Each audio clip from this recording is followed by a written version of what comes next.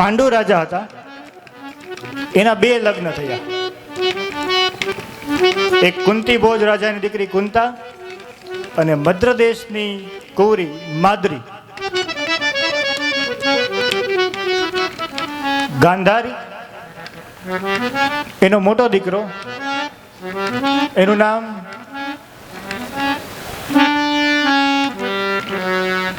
તમને ખબર તો છે, એનું નામ દુર્યોધન.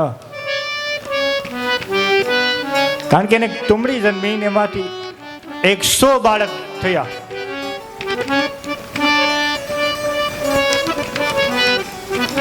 અને એ જે પ્રક્રિયા કરીને એ વશિષ્ઠ ઋષિએ કરી, એ જે 100 બીજ જન્મા ને એ બીજનું રોપણ કર્યું ને એમાંથી દીકરાનો જન્મ કરાયો. આ આપણી 5,500 વર્ષ પહેલાની આ આપણી પદ્ધતિ. અને આ પદ્ધતિ હવે વિજ્ઞાનને મળી અને કહેવા લાગે કે આ પદ્ધતિ જાપાનની છે એમ કીધું. હવે શાસ્ત્રમાં આજથી 5,500 વર્ષ પહેલા એ પદ્ધતિ આપી છે. એનું નામ આમાં ગર્ભ પ્રત્યારોપણ બતાવ્યું છે, પણ જેને અંગ્રેજીમાં અત્યારે ટેસ્ટ ટ્યુબ બેબી કહે છે. આ છે ને આપણી પદ્ધતિ, આપણી આ મહાભારતની છે. આ નામ ખાલી અંગ્રેજીમાં આપી દીધું છે, બાકી. અને પાંડુ રાજા છે, એમાં સૌથી મોટા રાણી એનું નામ હતું કુંતા. કુંતાને 3 સંતાન થયા, યુધિષ્ઠિર, ભીમ અને અર્જુન. અને માદ્રીથી 2 દીકરા થયા, સહદેવ અને નકુલ. પણ કેવાના 5 પાંડવો, કારણ કે માં ભલે એક અલગ રહી પણ બાપ તો, એટલે 5 પાંડવો કેવાના. 5 પાંડવો ને 100 કૌરવો. પણ થયું એવું કે જે હારે આવ્યા હતા ને એના લીધે ભયંકર યુદ્ધ થયું, જેને આપણે મહાભારત કહીએ છીએ. એ મહાભારત જો ધારત ને તો ભગવાન કૃષ્ણ રોકાવી શકત, પણ ભગવાન કૃષ્ણ શું કામ ન રોકાયું? એનું કારણ એક જ છે કે જે ભર સભામાં દ્રૌપદીજીના ચીર ખેંચાણ હતા ને એના હિસાબે જ ભગવાને આ યુદ્ધ રોકાયું જ નહીં. કારણ કે જ્યારે છેલ્લે ભગવાન વિષ્ટિ કરવા ગયા, છેલ્લે વિષ્ટિ, પાંડવોએ કીધું કે બધાય વતી હું છેલ્લે જાઉં છું, કારણ કે મારે તો 2 પક્ષમાં સંબંધ છે. ભગવાન જતા હતા એ સમયે દ્રૌપદીજી આવ્યા અને કહેવા લાગ્યા કે પ્રભુ, મારું એક વચન બાકી છે હો તમારી પાસે, કે જ્યારે તમે શેરડી ખાવા માટે ગયા અને શેરડી તમારા હાથમાં વાગી, તમારા હાથમાંથી લોહી નીકળ્યું, એ સમયે મેં મારી સાડી ફાડી અને તમારા હાથમાં બાંધી હતી. ત્યારે તમે કીધું હતું કે માગ દ્રૌપદી, તારે શું જોઈ છે? અને ત્યારે મેં કીધું હતું પ્રભુ, સમય આવે ત્યારે હું માગીશ. તો પ્રભુ, એ મારું વચન બાકી છે, એ વચન મારે જોઈએ છે. ત્યારે ભગવાને કીધું કે માગ, શું જોઈએ છે? એ સમયે કીધું કે પ્રભુ, વિષ્ટિ કરવા જાઉં છો પણ આ વિષ્ટિ થવી ન જોઈ, કારણ કે ભર સભામાં મારા ચેર લૂંટાણા છે. જેણે જેણે આ ચેર લૂંટા છે, જેણે જેણે આ સભામાં હતા, પ્રભુ બધાને દંડ મળવો જોઈએ, દંડ વગર જવો ન જોઈએ. એટલા માટે યાદ રાખજો, કર્ણ ભલે ગમે એટલો દાનેશ્વરી હતો, પણ ભગવાને છળ શું કામે કર્યું? કારણ કે એ જ ભરી સભામાં ન બોલવાના શબ્દ કર્ણ દ્રૌપદી માટે બોલ્યો હતો, એટલા માટે ભગવાને દંડ આપ્યો હતો. કારણ કે પ્રભુ આવ્યા હતા ને ધર્મની રક્ષા કરવા માટે આવ્યા, અને એને રક્ષા કરવા આવ્યા ને ત્યારે એની યારે શક્તિ આવી હતી. આપણે આવતીકાલે જ્યારે નવરાત્રિ વ્રતની કથા આવશે ને ત્યારે એમાં ભગવાન કૃષ્ણ જન્મ થાય છે ને, એમાં માતાજીની લીલા છે એ કથા આવશે. અને ભગવાનને આખા અવતારમાં એ ભગવતીએ છેલ્લે સુધી ભગવાનને સહાય કરી હતી. એ કથા આપણે આવતીકાલ નવરાત્રિ વ્રતમાં આવશે. અને એ મહાભારતનું યુદ્ધ થયું અને એમાં ભગવાને ધર્મની સ્થાપના કરી. ત્યારબાદ અર્જુનના લગ્ન ભગવાન કૃષ્ણના બેન સુભદ્રાજી સાથે કરવામાં આવ્યા. એનાથી એક એને દીકરો થયો, એનું નામ થયું અભિમન્યુ. આ અભિમન્યુના લગ્ન ઉત્તરા સાથે કરવામાં આવ્યા. પણ અભિમન્યુ છે ને એ મહાભારતના યુદ્ધમાં વીરગતિને પામી ગયા હતા. પણ જ્યારે વીરગતિને પામ્યા એ સમયે આ ઉત્તરાને ગર્ભ હતો.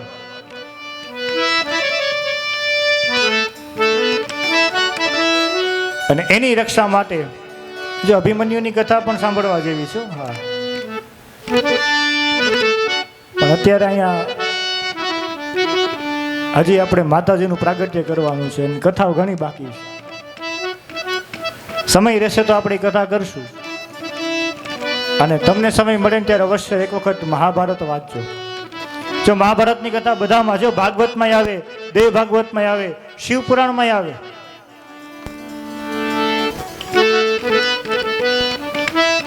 અને એ ઉત્તરા જ્યારે છેલ્લે દ્વારકા જતા હોય ત્યારે પગમાં પડે છે અને ઉત્તરાનો ગર્ભ છે એ અસ્વસ્થામાં એ અપમાનિત થઈ અને ગર્ભને બ્રહ્માસ્ત્ર મૂકીને મારી નાખ્યું હતું.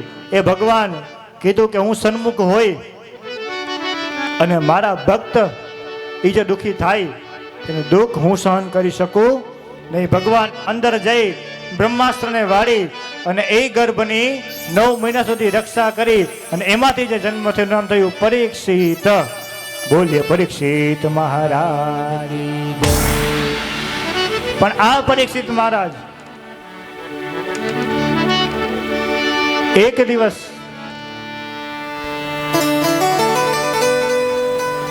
શિકાર કરવા માટે જાય છે. શિકાર નથી મળતો, તરસ લાગે છે અને તરસ બુઝાવવા માટે ઋષિના આશ્રમે જાય છે.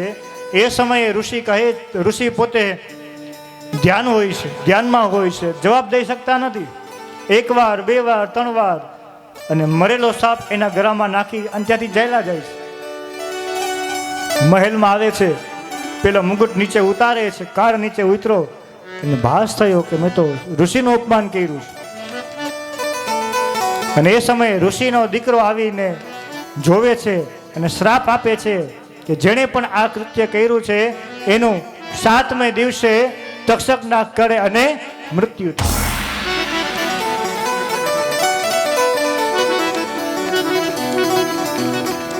જો આ ભાગવત અને દેવી ભાગવત ક્યાંથી અલગ પડે છે, અહીંયા આની કથા આવી છે.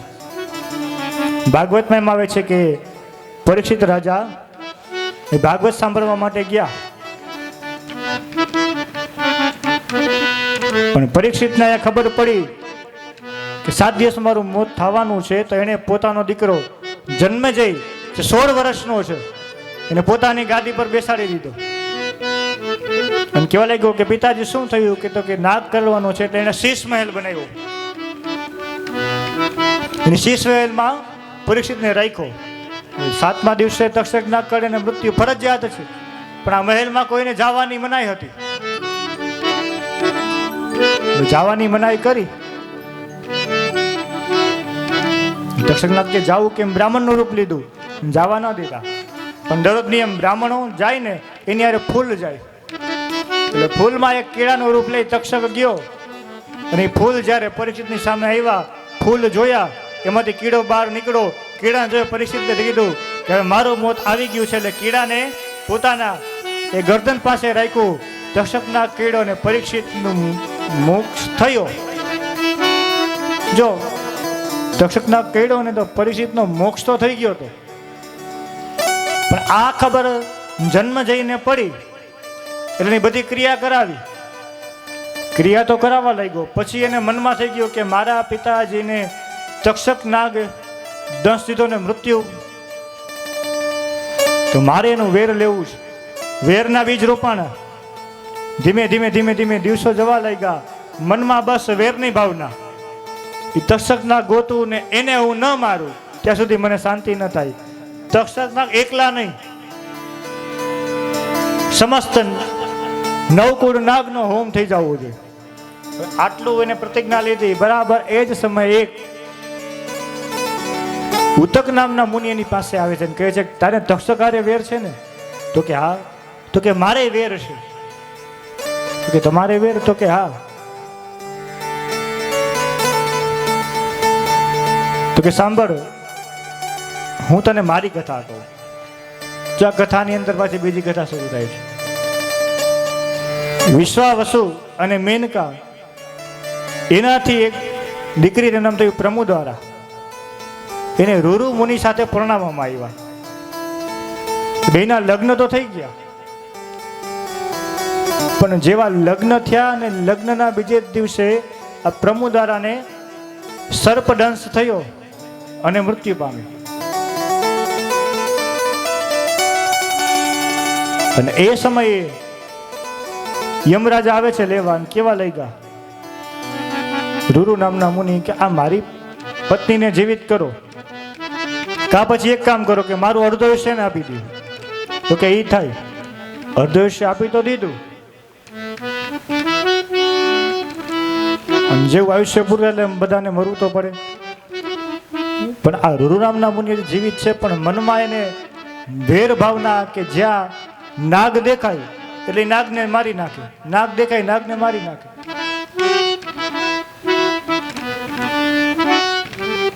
એમાં બરાબર એનું આ સંતાન એને કીધું કે બેટા તારી માતાને નાગ કર્યો હતો અને નાગે તારી માતાને માર્યો હતો, અને નાગમાં સૌથી મોટો હોય તો તક્ષક છે. તો બેટા એને તારે મારવાનું છે. એનો આ દીકરો નામ તો ઉત્તક મુનિ, એટલે એને પણ નાગારે વેર હતું.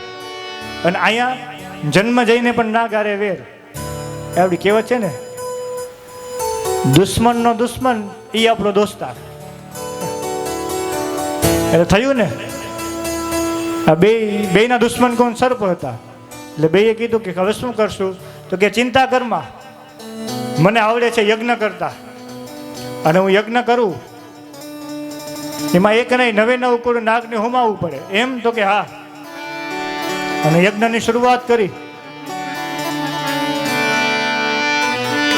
મહાન મોટો કુંડ, અને કુંડમાં આહુતિ દેવા લાગ્યા. જેવા આહુતિ દેવા લાગ્યા, ઓમ નમો સુસર્પેભ્યો જે કે ચ પૃથ્વી મનુ જે અંતરિક્ષ જે દેવેભ્યો સર્પેભ્યો નમઃ. સર્પોની આહુતિ દેવાનું શરૂ કરી. જેવી આહુતિ દેવા લાગ્યા ને આહુતિ પડવા લાગી તો 9 કરોડ નાગો આવીને હોમાવા લાગ્યા. તક્ષક નાગને હોમવાનું હતું. તક્ષક નાગ જઈ સ્વર્ગમાં ગયો. સ્વર્ગમાં જઈ અને ઇન્દ્રના આસનને વીંટાઈ ગયો. બધા નાગ આવવા લાગ્યા, પણ તક્ષક નાગ આવે નહીં. જન્મજય વિચાર કરે છે કે મહારાજ આ બધા આવે છે પણ તક્ષક કેમ નથી આવતો? અને એટલામાં રૂરુ મુનિએ કીધું કે બેટા ચિંતા કરમાં, તક્ષક શું ન આવે? આંખ બંધ કરી અને જોવા લાગ્યા કે આ તક્ષક છે ક્યાં. જોયું તો ઇન્દ્રના આસનને વીંટાઈને બેઠો છે. કાંઈ વાંધો નહીં, ઇન્દ્રના આસનને વીંટાઈને બેઠો. હમણાં ઇન્દ્રાસન અને તક્ષક નાગ બધા આવશે. અને મંત્રની શરૂઆત કરી. હરિ ઓમ ઇન્દ્રમ આશાનેતા બૃહસ્પતિર દક્ષિણા યજ્ઞપુર એતુ સોમ દેવસેનાનામ અભિજંતિનાનામ જયંતિનામ મરુતો જન્વતંગ્રમ. મંત્ર બોલીને આહુતિ દીધી, અને આહુતિ જેવી પડી તા તો સ્વર્ગમાંથી ઇન્દ્ર અને ઇન્દ્રનું ઇન્દ્રાસન ને તક્ષક નાગ ને બધા ઉપડા. ઇન્દ્ર કે હે તક્ષક, આ તારી પાછળ મારે ઉમાવવું પડશે. આમાંથી હવે આપણને બચાવશે કોણ? બોલ, બચાવશે કોણ? ત્યારે તક્ષકને યાદ આવ્યું કે હા, ઉભા રહ્યો હમણાં હું, મને મારી માતાએ કીધું તું એને યાદ કરું. અને તરત તક્ષક બોલ્યો ઓમ આસ્તિકાય નમઃ ઓમ આસ્તિકાય નમઃ. ઓમ આસ્તિકાય. આસ્તિકાય નમઃ. આસ્તિક નામના ઋષિ આવ્યા. એને કીધું કે કેમ બેટા યાદ કર્યો? કે આમ જોવા જન્મ જઈને સમજાવું, હમણાં હોમાઈ જશું. આસ્તિક નામના મુનિ આવ્યા. એને સમજાવ્યું કે એ જન્મ જયા તું શું કરેશ? કેમ? આજો તારા પિતા પરીક્ષિત મોક્ષને પામ્યા હતા, એને મોક્ષ મળી ગયો હતો. તારા પિતૃ બધા મોક્ષમાં હતા, પણ તે આ સર્પ યજ્ઞ કર્યો, સર્પ હોમાણા, તો તારા પિતૃ જે મોક્ષમાં હતા ને એ બધા ફરી પાછા નર્કમાં પડી ગયા. આમ જો તને દેખાડું, આ યજ્ઞ બંધ કર, આનાથી તને દોષ લાગ્યો છે. કે મહારાજ આ દોષ લાગ્યો છે, આ દોષ કયો કહેવાય? તો કે બેટા સર્પનો દોષ છે, જેનું નામ છે કાલ સર્પ દોષ. અને આ કાલ સર્પ દોષ દરેકની જન્મ કુંડલી હોય એમાં જોવામાં આવે, જેને સર્પ દોષ કહેવાય છે. પૂર્વમાં આપણે કોઈ પણ સર્પની હત્યા કરી હોય તો આપણી એ જન્મ કુંડલીમાં આપણને તો નડે, જો એનું વિધાન ન થાય તો આપણા સંતાનોને પણ નડે. આ દોષ એવો છે, કાલ સર્પ દોષ. તો કે આ દોષ તો લાગી ગયો છે, હવે શું કરશું? અને હવે મારા પિતૃઓ બધા નરકમાં છે, સ્વર્ગમાં જાય, મોક્ષ મળે.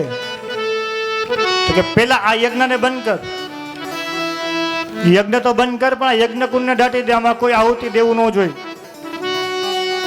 યજ્ઞ બંધ કર્યો, યજ્ઞ કુંડને દાટવામાં આવ્યો. અને કેવા લાગ્યા કે હવે શું કરું?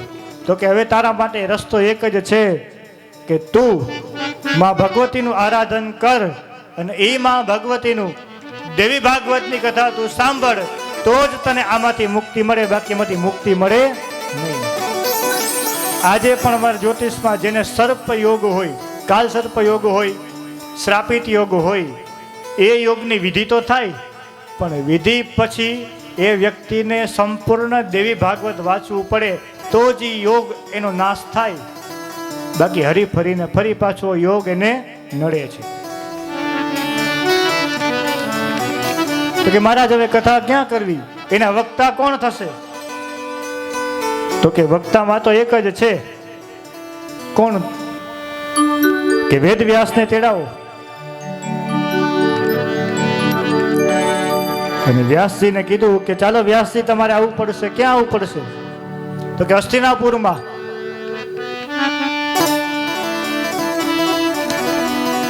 જન્મે જે બોલાવ્યા છે. કેમ? તો કે ત્યાં દેવી ભાગવતની કથા. તો યજમાન? તો કે યજમાન જન્મ જઈ ખુદ, અને વક્તામાં તમારે. તો યાદ રાખજો, આ દેવી ભાગવતના વક્તા એ વ્યાસજી છે, અને શ્રોતા જન્મે જઈ રાજા ખુદ છે. જો ભાગવત અને દેવી ભાગવત એમાં છે ને બાપ દીકરાનો સંબંધ છે, બાપ દીકરાનો. જો ભાગવતના વક્તા કોણ? સુખદેવજી મહારાજ, અને શ્રોતા પરીક્ષિત. તો સુખદેવજી કોના દીકરા? વ્યાસજીના. એટલે થયું ને, વ્યાસજીના દીકરાએ ભાગવત વાંચ્યું, વ્યાસજીએ દેવી ભાગવત વાંચ્યું. અને પિતાએ ભાગવત સાંભળી પરીક્ષિતે, અને દીકરો દેવી ભાગવત સાંભળવા બેઠો છે. અને સુંદર હસ્તિનાપુર મેં સજાવવામાં આવ્યું છે, શેરીઓ બધી સ્વચ્છ કરાવી છે. તો કે ચાલો સામૈયા કરવાના છે. અને સામૈયા થયા, અને બધા વાગતા ગાતે પોથરી યાત્રા કરે છે. હા શેરી વડાવી સજ કરો, ઘેર આવો ને. શેરી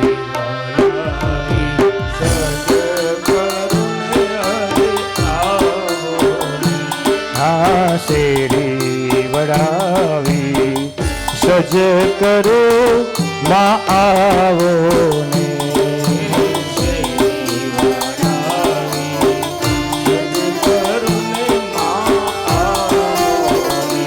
આંગણીએ પધરાવ ફૂલ, માતાજી ઘેરે આવો રે.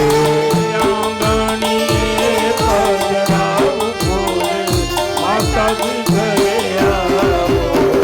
હે આંગણીએ પધરાવ ફૂલ માતાજી ઘેરે આવો ને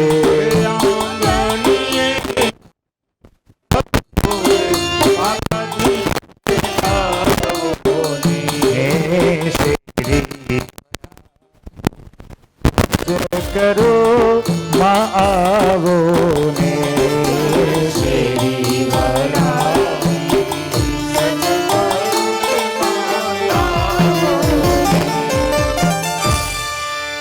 સુંદર પોથીના સામૈયા થયા. વ્યાસજી વ્યાસપીઠ ઉપર બેઠા, જન્મજય રાજા સામે કથા સાંભળવા બેઠો છે. અને આ કથા હસ્તિનાપુરમાં શરૂ થઈ. એવી રીતે આપણે પણ અહીંયા આજે આપણી આ શ્યામ સત્સંગ ભવન છે ને, એ આપણું હસ્તિનાપુર છે.